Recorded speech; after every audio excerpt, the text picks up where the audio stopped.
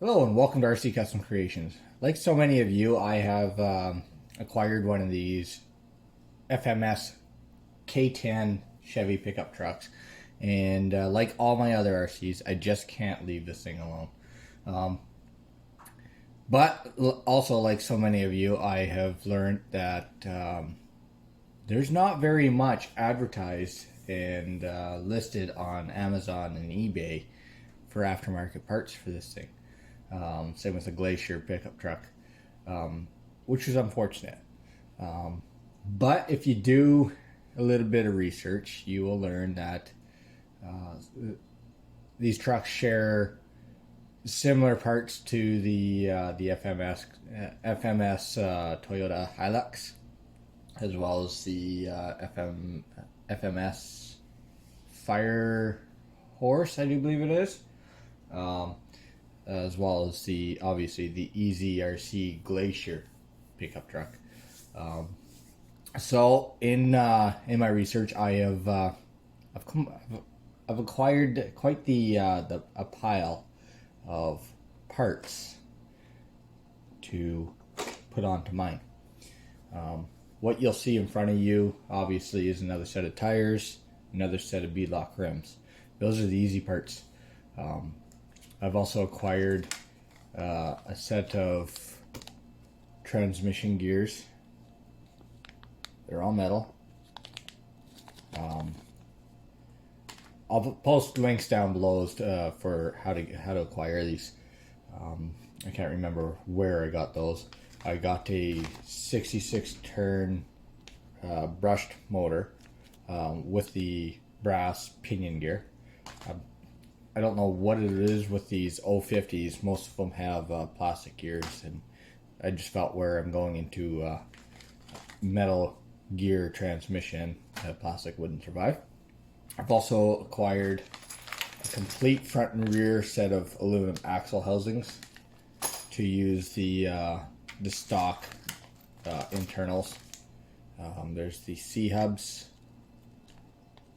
These things all come with ball bearings and all the hardware to mount them, as well as the axle ends for the rear axle. Also, the ball bearings are included in that. I've also gone ahead and purchased a 4-piece set of aluminum chassis cross braces, and I'll go into these bags there in the next part of this build or this video. Show you guys each of the individual components. I'm also putting a mild body lift on this truck, so I went with a set of Indura brass.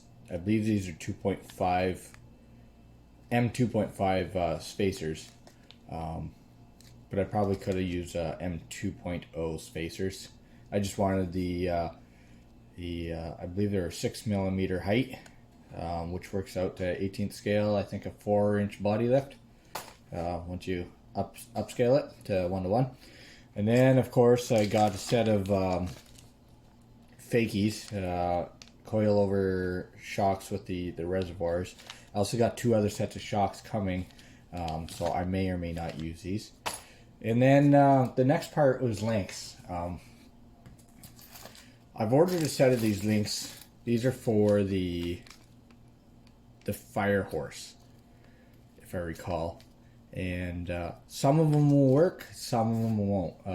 What I do believe will work, just holding them up and doing a comparison, is the front links. So all 4 front links will work. The rears, you're on your own. So I may or may not. I've got 2 sets of those. One reason was I thought I was going to run into this issue, not knowing the wheelbase of the Fire Horse. So what I was going to do is I'm just going to cut the longer lengths, I guess the rear links, and then I was going to have somebody weld sections in to make them longer. But I think I'm going a different route on this. There are you can get like a turnbuckle style link. Again, it's for a 1/16 scale truck, or rigs anyway. So I think the turnbuckles are going to be too short. But I may or may not have a remedy to that. Either use, depending on if it's a true turnbuckle, then I'll see if I can find like a 256 or a 440 style turnbuckle that's long enough, depending on the thread pitch that's used on the aluminum ball ends, or rod ends rather. And if it's not a true set of turnbuckles that are supplied with these, and it's just threaded rods kind of thing, then I'll just obviously get some threaded rod with the right thread pitch to work. As far as the electronic speed control, I'm thinking of upgrading it to the ESC70 from ISDT. It's a 70 amp brushed electronic speed control. I've heard there's issues with these, so I'm kind of on the fence of just going to a 1080 by Hobbywing. I do have a spare one of those that I can use. And then for added weight, I've heard of this trick. I'm not sure if, how well it works, but if you take BBs and you put them inside the tires, not fill it up, I counted it out. I think I get anywhere from 30 to 60, and it'll just fill kind of like the bottom of the tire up. They'll roll around. Downfall is it probably will be noisy, but we'll see. I'm thinking of doing that for some added weight, as well as I got some brass wheel hexes in the mail with the simulated brakes. Whether they're going to fit or not, I'm not sure. I've also ordered a couple sets of steel drive shafts that I'm going to have to have modified. One end of the hole is going to have to be drilled to receive a bigger input shaft, and then I'm going to have to make the longer drive shaft. I'm going to have to take 2 drive shafts, cut a section off, and then have a section welded on. I got a new Metal Gear servo, which will accept higher battery power. And yeah, anyhow, I think that's enough about that for now. Let's move forward, and I'll start opening up these individual packages to show you what you get.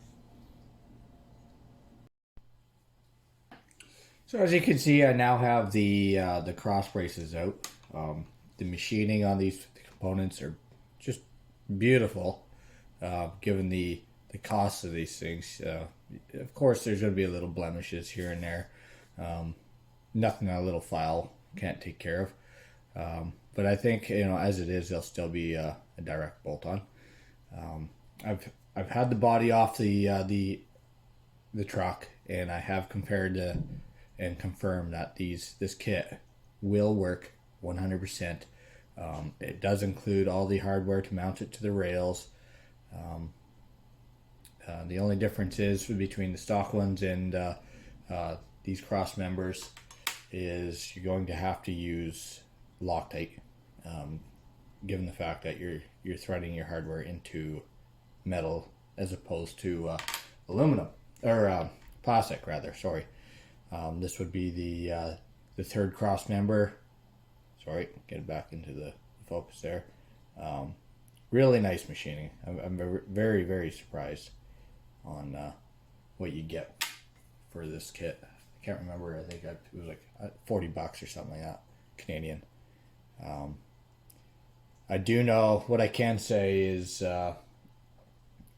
between the cross members, the complete drive shafts, front and rear, all the components, the 3 bags or whatever,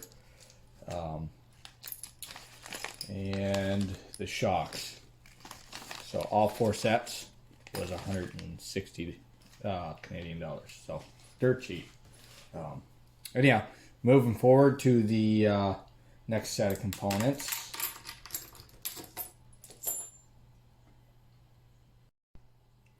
So now that I got the axle, the main axles out, I will show you that the overall machining, is pretty decent. I think they start off with a casting, and then they do a little bit of machine. They machine the holes and whatnot. You can kind of see like casting lines right there. But I guess it could be done on a CNC with a low quality tolerance setting. The bearings seem to fit fairly decently with no play. But I did notice that the what are these? The bearings that sit in for the output gears are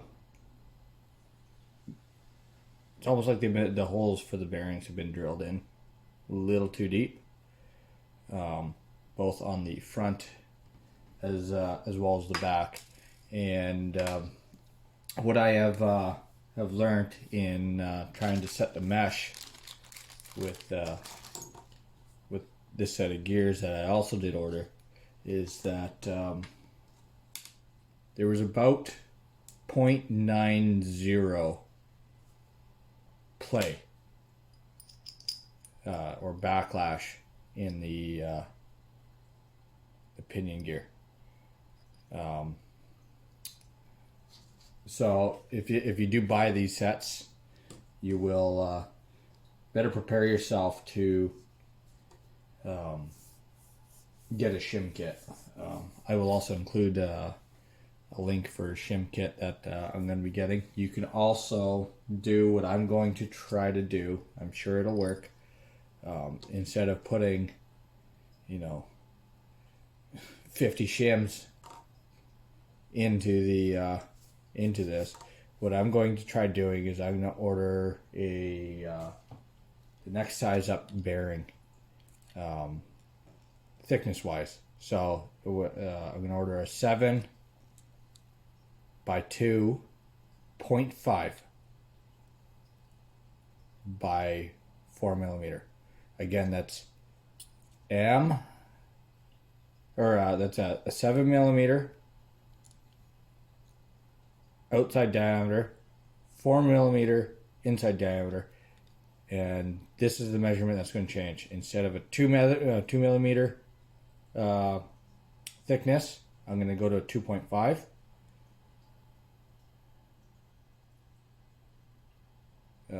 Yeah, 2.5 millimeter, and that should help automatically shim out the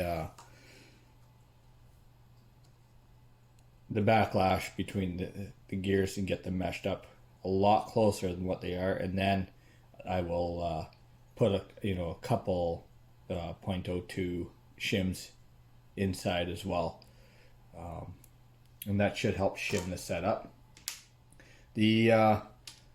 As you can see in comparing the drive shafts here, which one's the front one? They're very similar, if not spot on. Even the covers are very identical. So those should definitely be a direct bolt on.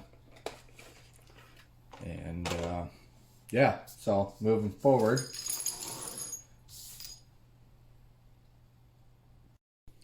as you can see, I now have one set of the knuckles all dug out. It includes the large inner bearing for the hub, the small outer bearing for the axle, the hub, the C bracket, and then 2 brass bushings so that you can't over tighten the screws going into the hub and create binding issues.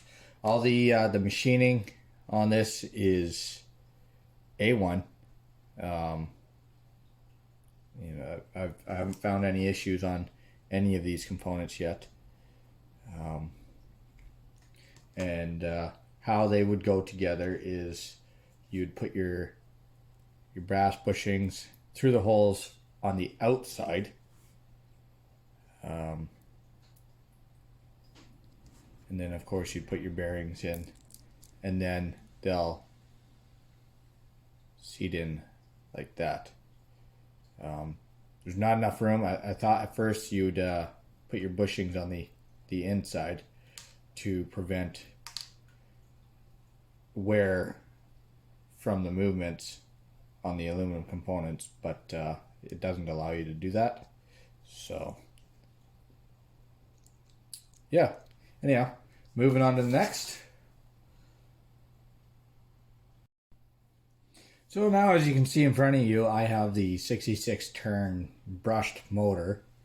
It doesn't have the little circuit board on the back side like the original motor does, but they do have a 104 resistor on the back side. And then, like I said earlier, it's got the brass pinion gear, so I feel like that'll live longer than the plastic gears on the upgraded motors, the 050s that everybody seems to be using. As far as I know, this Hobby Fans motor is the only 050 that includes a brass pinion gear. It also included this little bracket here, but I don't believe that's going to work on this transmission. This is more for the, if I remember correctly, the SCX24. So that's going to go into the discard pile, or the spare parts bin. Moving forward to the beadlock rims. I already have a set of these sitting on the truck. I liked them so much, they seem very fitting to the paint scheme, and they went together very, very easily. I think I paid $35 on Amazon for them, and they shipped fairly quick and fairly painless. So I'm going to put those onto my Injora. I believe these are Super Swamper tires. Open up. If you're unfamiliar with the Super Swamper tread pattern, that's what you get. And pairing them up, they should look pretty good together. They're obviously a bigger tire than what's on the truck stock, almost I'd say by a good centimeter, if not more. So that's the whole reason why I plan on putting the body lift onto the truck and give myself some more arch room in my wheel wells. It's kind of a firm tire, so I'm not sure how well they're going to perform. They're these are the stock tires, and the stock tires, they do feel a little softer to the squeeze. They do include the tire foams, which like I said, I don't plan on using, because I do plan on putting these copper BBs in there. Get myself some weight down low as possible. Yeah, I don't think I need to get into the shocks. There's enough of the reviews on these shocks. A lot of people say that the springs are too stiff. They are. You can drop a few drops of oil in them. They're not really an oil-filled shock. They are sealed, but whether or not they'll hold oil for very long, I don't know. They do include some spacers if you have to space them out on your chassis, which is an added bonus. I didn't realize that they included it. I did go ahead and find some bigger batteries to put under the hood. These are 500 2S Lipos with a 20C 40C burst. Obviously quite a bit larger than the stock battery.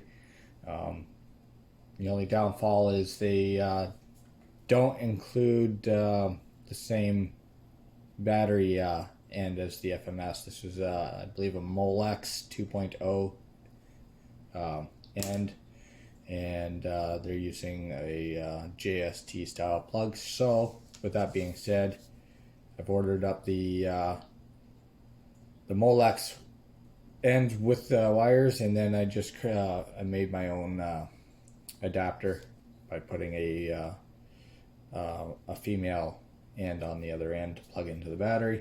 It does fit in under the hood.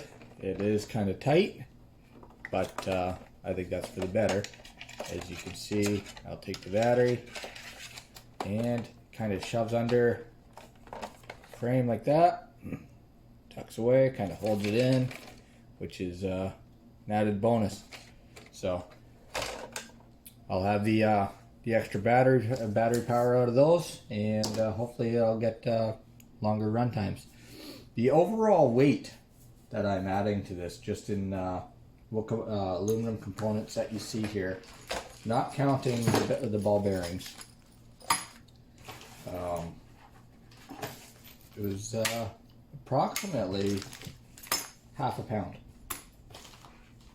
which is quite crazy.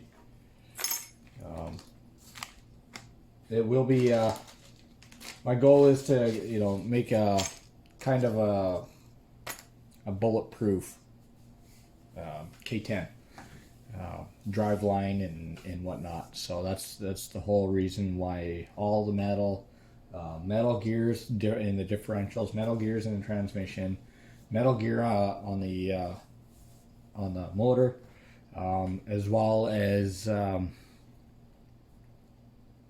I'm hoping I can do this. I'm hoping I can find a quality quality welder that is good welding stainless steel. I believe it's stainless steel anyway that they're using on these drive shafts that I've ordered. And if not, then hopefully I can find somebody that's good at welding aluminum. And then maybe I will go with this route. And then, or if I don't go with this route, then hopefully I can find some longer turnbuckles for the links. So, yeah, I think that's all I have to say about the comparisons, what's going to work, what's not, in regards to what I've ordered so far. Obviously, the electronic speed control is going to take a little bit of modification to adapt to the smaller wiring of the motors and whatnot.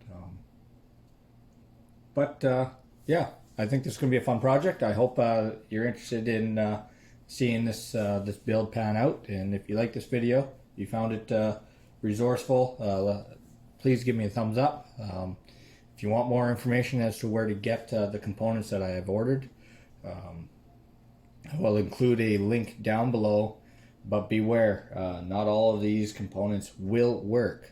You know, the links for an example, only the front ones will work, from what I can see. The back ones will not. Yeah. If you feel this video is worth sharing, please share it with your friends who are trying to upgrade their Glaciers or K10. And if you want to see more of my content, please subscribe to my channel. Thank you. Bye for now.